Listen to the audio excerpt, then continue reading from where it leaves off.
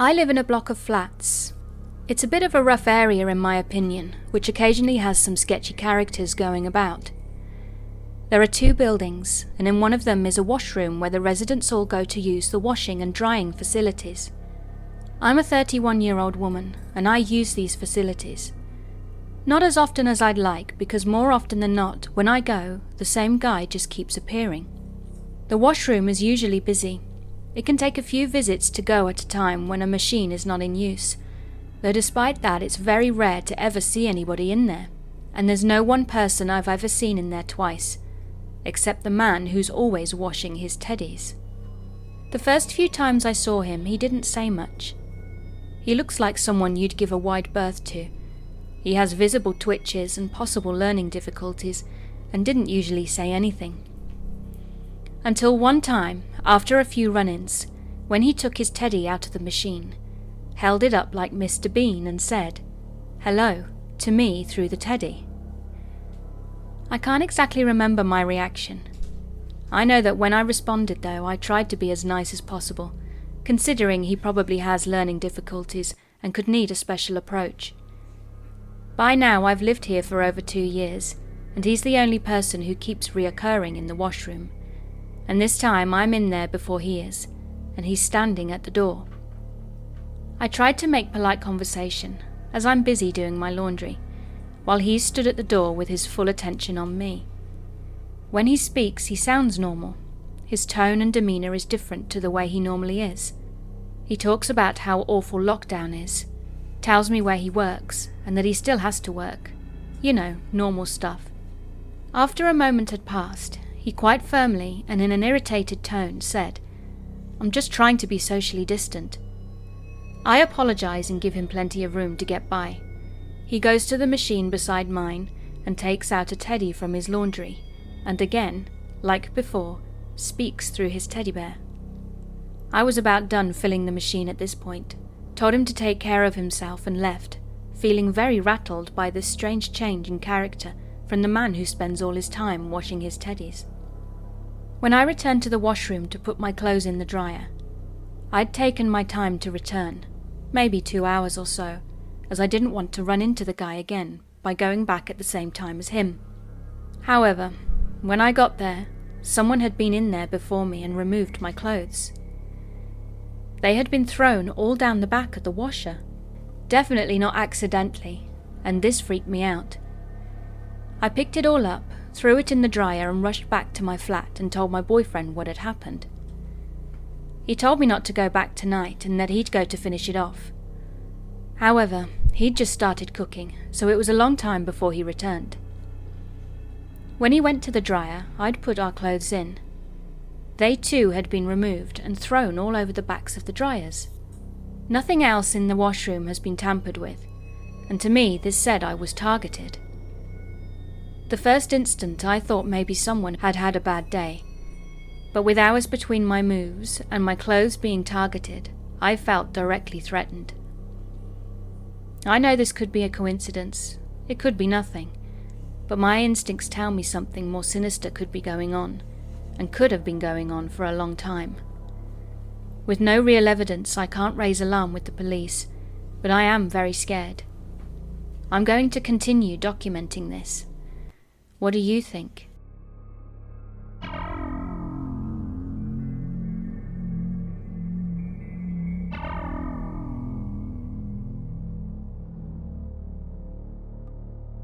As a wild teenager, I've had my fair share of lucky misses. This one in particular, though, scared me to my core.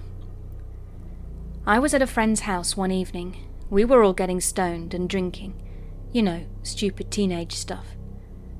I was wearing a white miniskirt, a glittery halter top and knee-high white-heeled boots.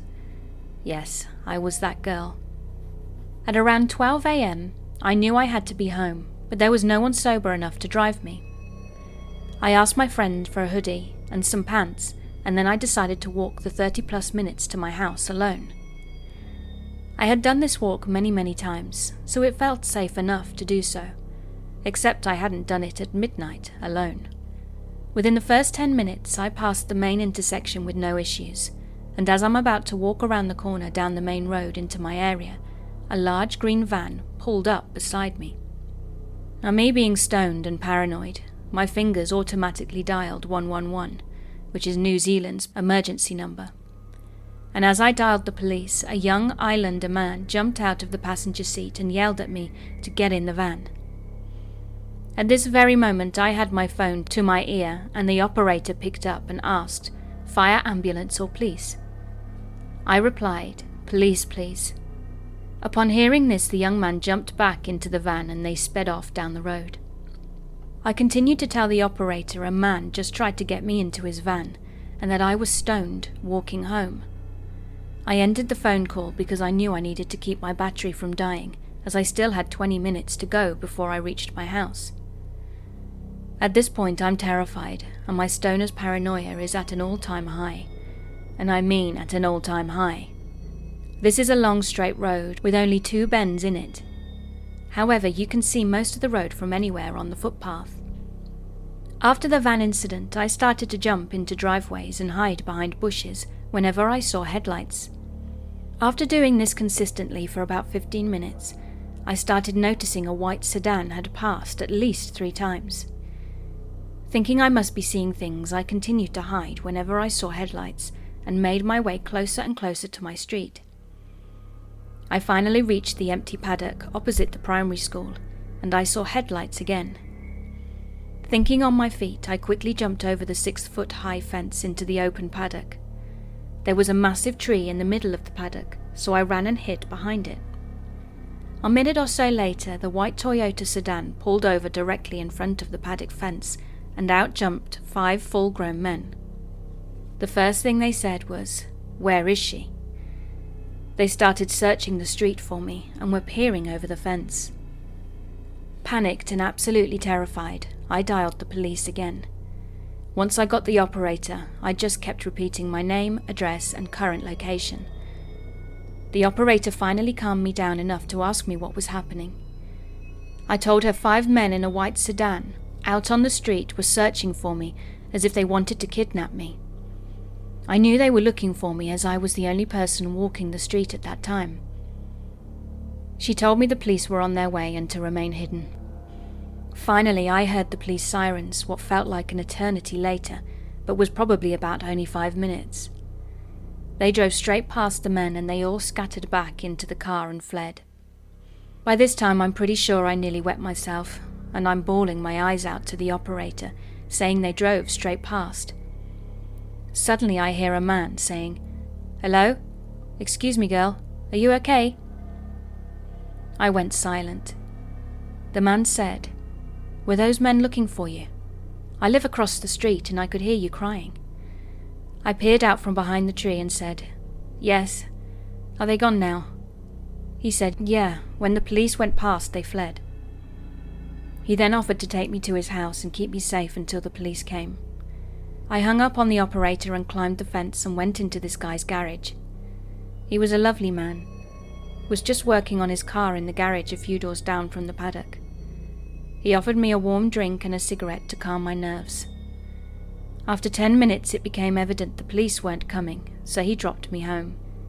At that age I was young, dumb, and definitely would have gotten kidnapped if I wasn't a paranoid stoner with a true crime passion. Stay weird, be safe, and happy holidays.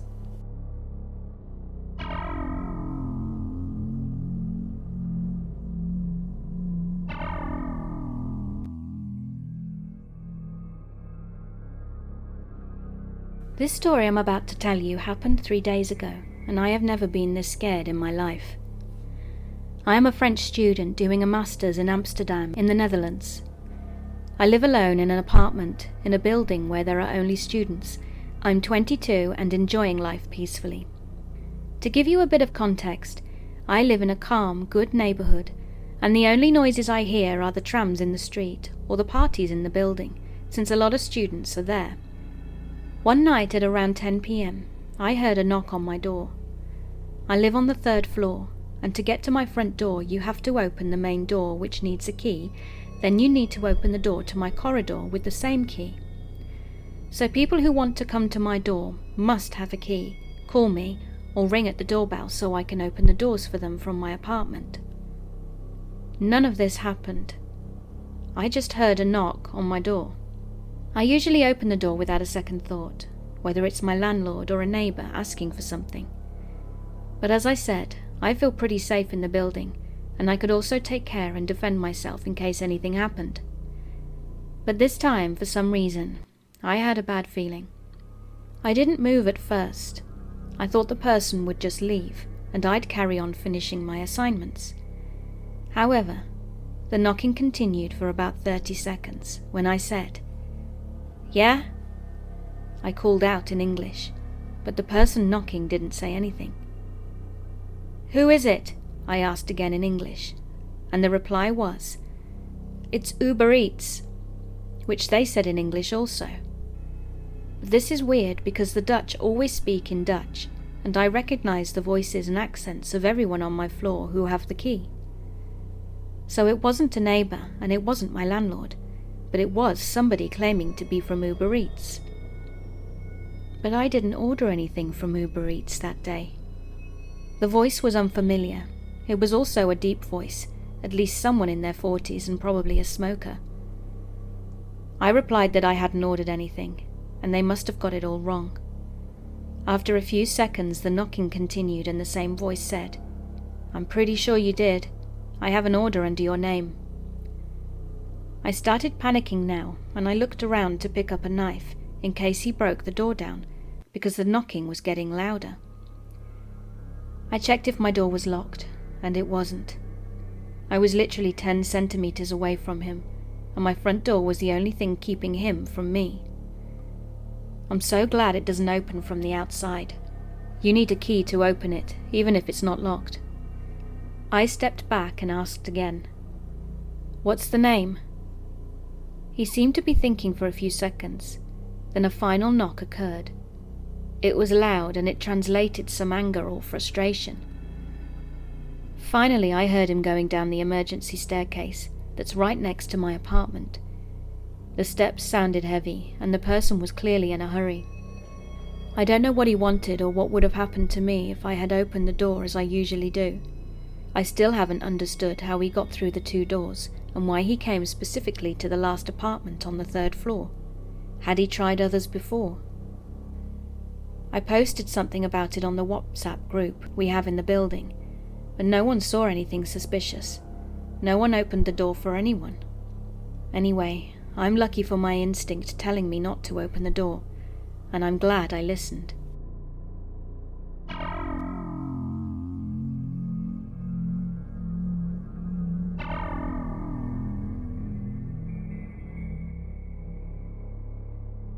Okay, so I'm about to tell you the scariest thing that ever happened to me. It happened last year between Christmas and New Year's Eve.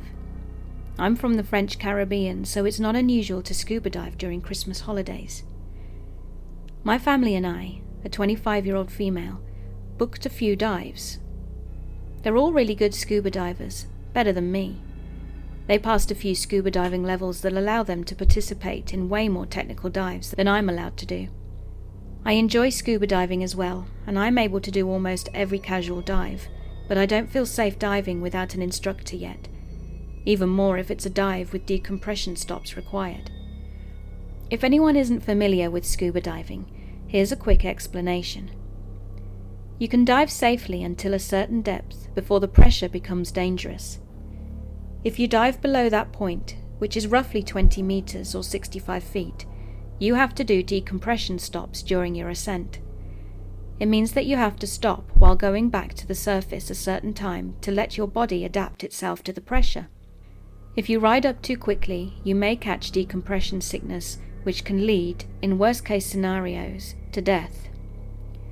So, we decided that I could manage a little private lesson with an instructor first, prior to more exciting dives with my family. So the first day, my family was enjoying a dive on a technical spot that I wasn't feeling up to, while I was alone with my instructor and retrieving my odd scuba diving reflexes. Everything went okay. We were on a beautiful coral reef. There were many beginners on the boat, and I was by far the more experienced here. So finally my instructor decided that he could manage me with another student, who was truly a beginner. and after a small briefing with every safety rule and hand sign, which is the only way to communicate underwater, we began our descent. I quickly retrieved all of my old reflexes and was enjoying myself, going back and forth to the instructor and the beginner driver for at least 20 minutes. Everything was perfect besides one thing. It was a windy day and there was a heavy swell. It's less of a problem underwater than it is for surface swimmers. The only thing though is that it requires more physical effort to swim, and so my air bottle was emptying a little quicker than usual, which is normal. I signed to my instructor that I was running thin of air, and he nodded. It was at this level far from being critical. Right then I saw a young man swimming towards me. It wasn't the instructor nor his student. I've never seen him before, but he was in full scuba diving gear and we were the only dive boat on the spot, so I assumed he was with us and I just didn't pay attention to him on the boat. He was swimming fast towards me and then signed me that he was out of air. When an air failure happens in scuba diving, there is a very strict procedure. You have to help the person, no questions asked, because every second is vital. If you faint underwater, you drown. On your gear you have 2 breathing devices, a main device and a spare one.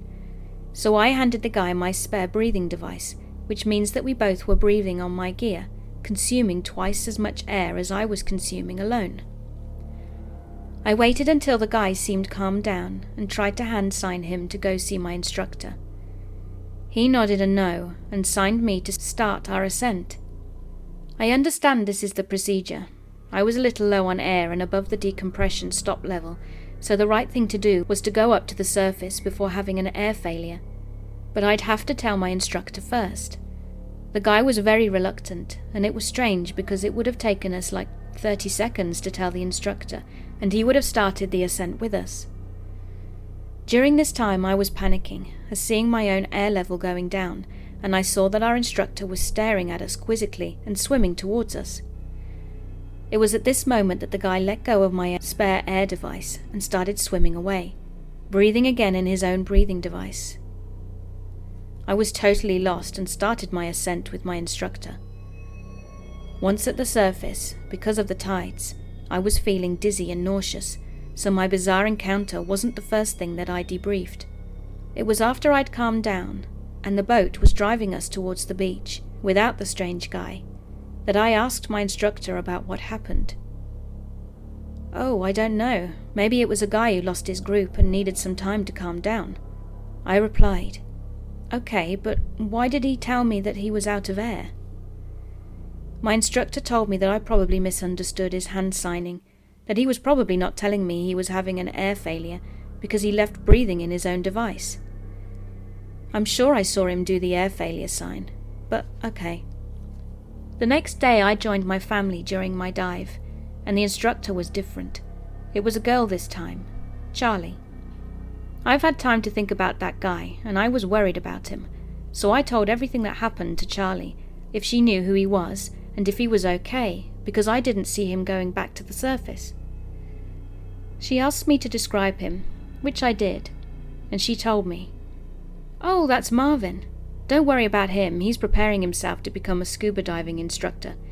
Every time he has a day off from the restaurant, he asks us to drive him to the coral reef in the morning and pick him up in the afternoon. I ate at his restaurant this afternoon and saw him. Don't worry." I was feeling relieved and told myself that it was just a compression issue with Marvin. The rest of the week went without any incident. I was doing more and more technical dives and everything went very smoothly. Charlie was a wonderful instructor, but I never saw Marvin again. That being said, until the last dive. It was on New Year's Eve. We'd planned the best dive for that day. It was on a shipwreck and I felt trained enough to try it without any instructor, just my family and I. It was Charlie's day off. It was fairly deep for a beginner like me, 30 meters at its down point, around 98 foot. My first day male instructor was there and told us that he would be exploring the shipwreck too, so we would cross him and he would help me if he saw that I needed it. It was very comforting to know, and my family felt comforted too when I told them that. So we began our descent and started swimming around the shipwreck. We crossed our old instructor twice, but every time I signed him that everything was okay. It was at that moment that I saw Marvin swimming towards me again. I was about 5 to 10 meters above my down point, still staying under my decompression stop level. I was a little surprised, and even more surprised when he signed me again that he was out of air. I was mistrustful, but if there were any chance that it would be true, I couldn't not help him. So I handed him my spare breather. This time I had a lot of air left, so it wasn't a problem. He took it and started breathing into it, and took my arm. I reached to see his air level instruments, but he prevented me from seeing it. Then he signed me to start an ascent with him. I immediately signed no. I wasn't at my deepest when he reached me, but I have been deeper during this time, and I've got a deep compression stop to do. I noticed that my father had seen us, but he quickly looked away, probably not understanding what was going on. I tapped at my diving computer, a device which calculates when and how long to decompress, to signify it to him. He shrugged, smiled at me, and started swimming up, still holding on to me. I was paralyzed for a few seconds, and the thing that helped me react was that my diving computer was telling me to stop and decompress now. I then understood that I was in danger, that if I let him do what he wanted, I would die from the bends. I then started screaming, only to remember that no noise can be heard underwater. I started wriggling frantically as I saw my father and sisters way below me, my diving computer alerting me more and more intensely. At that moment my father saw us, and he reacted. He swam very quickly towards us, and I managed to hit the guy as my dad grabbed my ankle and suddenly dragged me deeper. The guy then quickly swam away. My dad dragged me deeper again, and then we waited for a very long decompression stop, to ensure that I would be okay. Then we started heading towards the surface very slowly and cautiously. Once we got there, I started crying frantically and went back to the boat. My father then told me that he thought Marvin was my old instructor, and this was why he wasn't surprised at first. I then told my old instructor, who took it more seriously this time, and told me to show him Marvin when he would go up to the surface. Thing is, he never did. The next day, we went a last time to the scuba diving club because my little sisters had a diploma to collect, and we saw Charlie. Still in shock, I told her what had happened with Marvin, and then she stiffened. She told me that Marvin was at the restaurant yesterday for New Year's Eve, and he didn't go scuba diving, which means that this guy wasn't Marvin.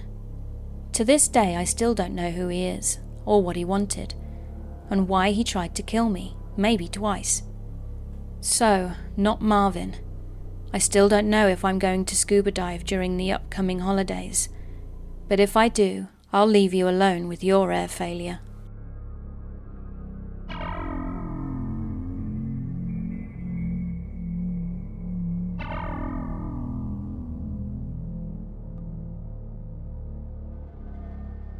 I've always loved travelling, especially with my mum, and when I was 7 she wanted to take me on a 20-day trip to the East Coast. We are West Coast natives, so the idea of going across the country to New York, Philadelphia and Washington DC was very exciting to me. I was also fascinated with history, so everything came together and the trip was looking to be perfect. We got on the plane and landed in Newark pretty late, and we were staying at my cousin's with him and his girlfriend, both of whom were attending Princeton at the time. My mum and I got our plan all set up for the next few days with our eyes on sights and experiences like the Empire State Building, Statue of Liberty, Central Park, and a game at the old Yankee Stadium in the Bronx. Finally game day came, and I was very excited because my father had instilled a young love of baseball within me. We made our way through the city, up to the gates, and into our seats where we stayed for the majority of our time there. Due to some extenuating circumstances, we'd missed the first inning, but my excitement was not diminished in the slightest. I was very hungry, so my mum took me to get a hot dog because it's a baseball game and that's just usual practice. We found our way back to our seats, and my mum was complaining of needing to visit the bathroom.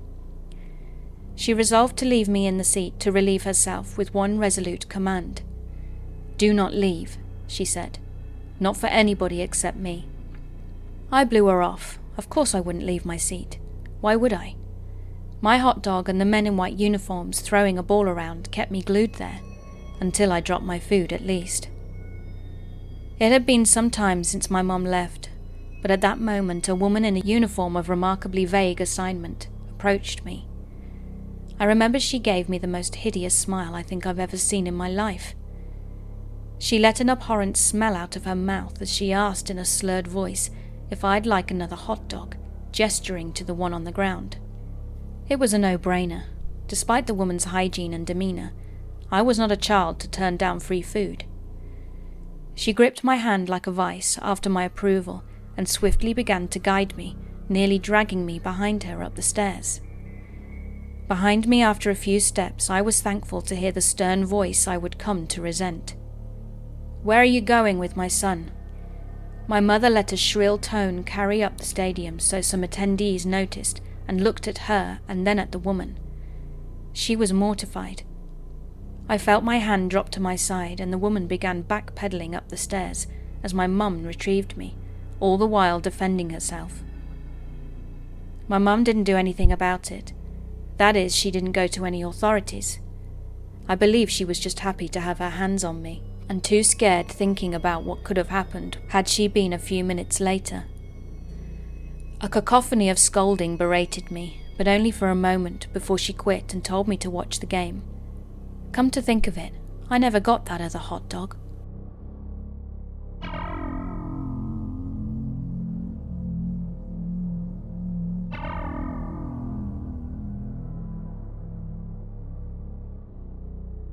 So let me preface this story by explaining that I live in a regional town of Australia.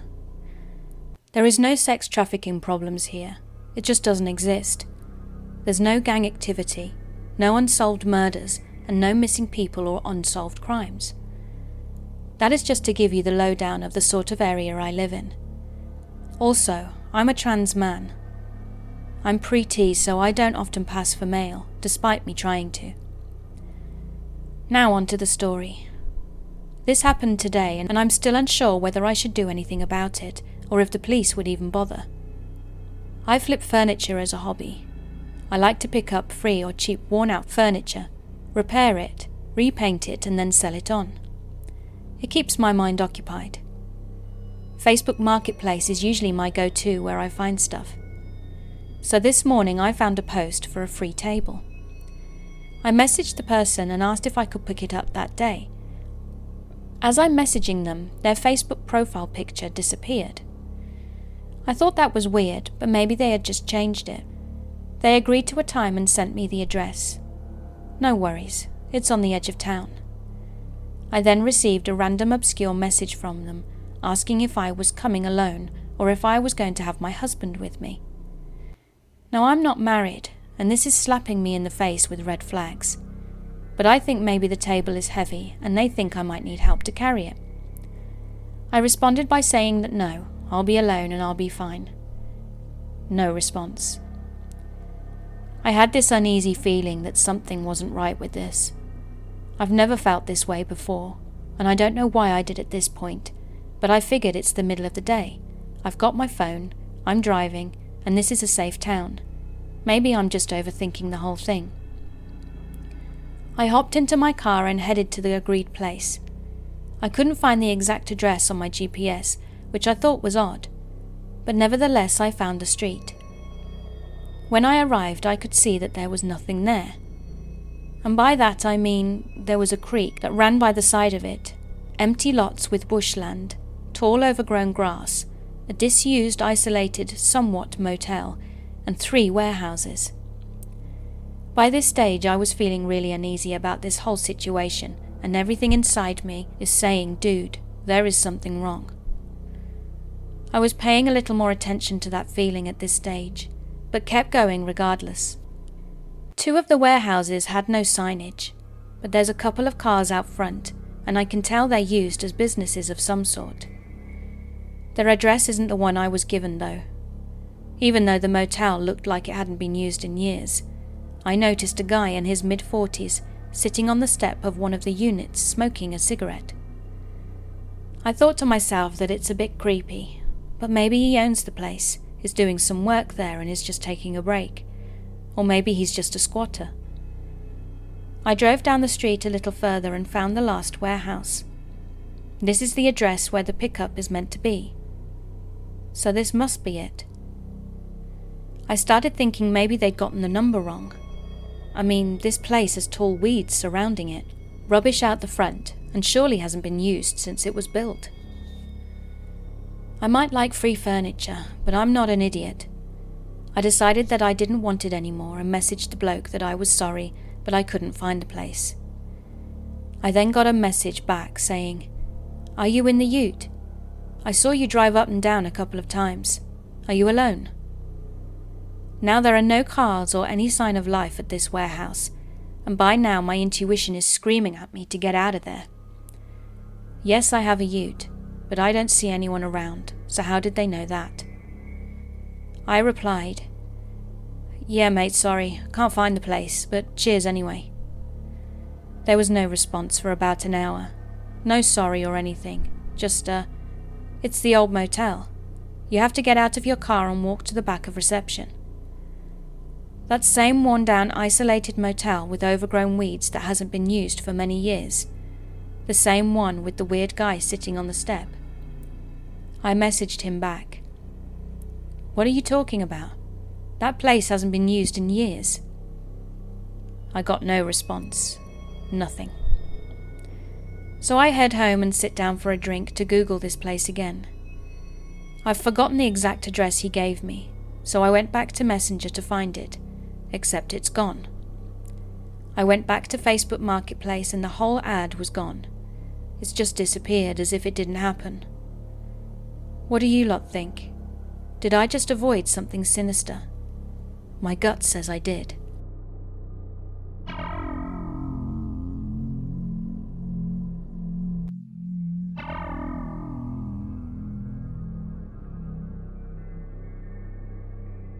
This happened right before quarantine hit where I live, which is a couple of days before Christmas 2019. I, an 18-year-old female at the time, was home from college visiting my family. Two of my three younger brothers, who were 14 and 11, Mum's boyfriend Brian, who lives with us, and my three dogs were all at home at the time. For context, my house has a separate garage from the rest of the house that we converted into a hangout room. We put carpet, a TV, and a couch in there, and the rest of the house has floor-to-ceiling windows, so you can see the backyard from nearly any room in the house. This incident occurred in broad daylight at around 2 p.m. I had just gotten home from lunch and I was FaceTiming my now ex-boyfriend in my room, when my mum and Brian came in, asking me if one of my friends was in the garage. Confused, I said no, and they immediately ran out and grabbed my brothers and dogs, corralling them into the front hallway. They then grabbed their phones and called the police, stating that there was a 20 to 25-year-old male who was obviously drugged out, had barricaded himself in our garage, sitting on the couch watching TV. Then they explained to me and my brothers that he had locked himself in there, gone into our fridge, and was eating our food and drinking my parents' wine while sitting on the couch watching daytime television. He'd also grabbed a lantern, sleeping bag, and an axe from Brian's tools. Now, before the police got there, Brian grabbed a baseball bat and walked around the garage to the window. As me and my brothers watched from the window inside, he banged on it, and the gentleman inside screamed at him, "I'm waiting for my girlfriend, she'll pull up soon," and flashed the axe. This is what Brian had told us. Finally, the police arrived and subdued our new friend, the axe-wielding druggie, in our garage. Not much happened after that, and the police took my parents' statement and swiftly left with the man. My brothers and I were okay and quickly updated the last brother, who was 12, on what he had missed when he came home. In the spirit of a 12-year-old boy, he was sad he missed such a wild event that had occurred in our sleepy suburb. Though a few weeks later, the police sent my mother the information about the case, particularly the gentleman's name. My mother, the apparent super sleuth, decided to research the last name and any public criminal records of the man in our garage. While the only charges she found for this man were a few drug misdemeanors, she did find something interesting about a relative who we believe is his father. Now, this man's last name is not common, and it is also hyphenated, so it is appropriate to assume relation between these individuals, especially since these crimes occurred in the same regional area.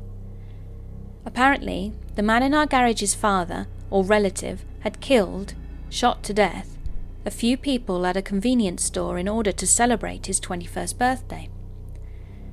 Now, I know that nobody is exactly their parents or relatives, but this man was in his 20s when he broke into our garage and took an axe, so it worries me that there could be some undiagnosed mental health issues in his family, and this man was clearly unstable.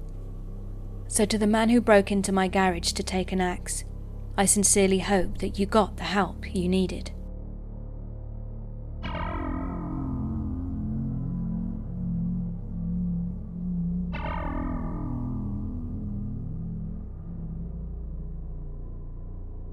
My very first car was a dark green 2000 Volkswagen Jetta. It was the most basic of basics when it came to cars. No options whatsoever except for an automatic transmission. It was $300, slow, dumpy, no right headlight, drove straight with the steering wheel practically sideways, and it let out a cloud of white smoke when it started. It was every stereotype of a poor high schooler's car you can think of, and my car was no exception. Despite it being a piece of German crap, I loved that car. I drove it every chance I had, and I don't think a day went by that I didn't drive it. I named her Thunder Bunny, and she was my baby. But Volkswagens from that generation, Jettas especially, had a pretty bad flaw in the automatic transmission. I'm not sure exactly what causes it, but essentially the transmissions gradually get worse and worse until the car will not shift into third gear, and there's not a thing you can do from there. So a couple of weeks after Halloween 2019, I was going about 30 miles an hour when the engine suddenly roared and the car wouldn't speed up. I feared the worst, and my fears were justified. My dad, who was a mechanic, didn't even have a hope for my car. She was gone already, and so much to my dismay, we started looking for a new one. It only took about a month for us to find her. Another dark green 1999 Volkswagen Jetta, exactly like my old car, but had absolutely everything. She was faster, had heated leather seats, auto windows, auto sunroof, everything. All except for an automatic transmission. But I knew how to drive manual, so it was perfect. For people that might not know about manual transmission, you cannot leave it in gear and take your foot off the clutch. If you do, the car will stall, which is bad. So if you do leave your car in gear, you need to turn the engine off before taking your foot off the clutch. If you don't want to turn the car off or have it turn itself off, you need to pull the handbrake or it will roll away. Guess what? The only thing on my car that was broken was the handbrake, and this is the point the story takes place. I started working as a pizza delivery driver in a small but growing town in Michigan. It was good money, but every once in a while I'd have to deliver to an incredibly sketchy part of town, meaning I had a few shotguns pulled on me. One night about 2 months ago, I was delivering one Friday night. Usually these nights are very busy, but this particular day was a little slow. So when a delivery came in at 8:30 p.m., a half an hour before we closed, I jumped on it. I could see that it was about 7 miles away, so all of the closing jobs would be done by the time I got back, and I would have been able to leave immediately. The order was located way out of town, in a wood-surrounded neighborhood, but again, there would be no work when I got back. Seemed like a good deal to me, and I'm all about those sort of deals. So I climbed into my car and made my way over there. As I pulled up to the house, I straight away began to get a bad feeling. The house was in a small trailer park type neighborhood next to a lake, the kind that the houses are all a good distance apart, and that had a likely drug problem. It was also completely dark, no lights inside and none outside. There was a single car in the driveway and an open window on the side of the house. I pulled in behind the car in the driveway and sat there for a moment. Something was definitely off. Everything was in complete darkness. I mean, there wasn't even so much as a nightlight. Usually when I deliver to a house at this time of night, there's at least a light on upstairs, or something that would signal someone being awake and waiting for their pizza. This house, on the other hand, was dead. Nevertheless, I put the car in gear, turned off the engine, grabbed the small, cheapest pizza we had and got out. Without my headlights on, there was nothing. I could barely see the house. The only light was the dim moon. I walked onto the porch and passed the big open window to the front door. As I reached the front door, I saw it. The door was slightly cracked open, just enough for me to see into the void of the house. Thinking of every single horror movie I'd ever seen, I said out loud, "Nah," and hurried back to my car. Now, I'm a tall, well-built guy, but despite my wide shoulders and baggy hoodie, I'm a frail thing and can hardly fight off a small dog. I got into my car and turned on the engine, and my headlights illuminated the house, and almost simultaneously the living room light behind the big open window lit up, and a guy looked out and walked to the front door. I cussed to myself and weighed my options. If I went up to the door, I could die. But if I noped it out of there, I would 110% be fired. That meant no new car part, no gas money, no cute dates with my girl, just sitting at home doing virtual schoolwork. It was a stupid choice, I know, but I grabbed the pizza and opened my door. Making a choice I damn glad made, I took the car out of gear and climbed out. Mostly so my engine would still be running, so that if I needed to, I could run back and immediately take off. I walked to the door where the man had opened it the rest of the way, and as I got closer, I got a good look at him. Now, I'm not one to judge a person based on their physical appearance, but this guy's head was cleanly shaven and was covered in tattoos. He was wearing a pair of grey jeans and a white tank top, and he had a scowl on his face and was staring me dead in the eyes. I looked past him for a moment into the house, which was completely empty, and as I got close enough, I started to open the pizza bag. As I did this, he started to reach around to his waist. I stopped. He was staring at me with the most evil grin I've ever seen. I knew in that moment that I was about to die. I had always heard your life seem to flash before your eyes. And that's when I heard it. The distinct sound of gravel under tires. My only pathetically small chance of escape was rolling away. I didn't even look back at the car to know that. I just stared at the man and was about to say I'm out of here when he looked back to my car.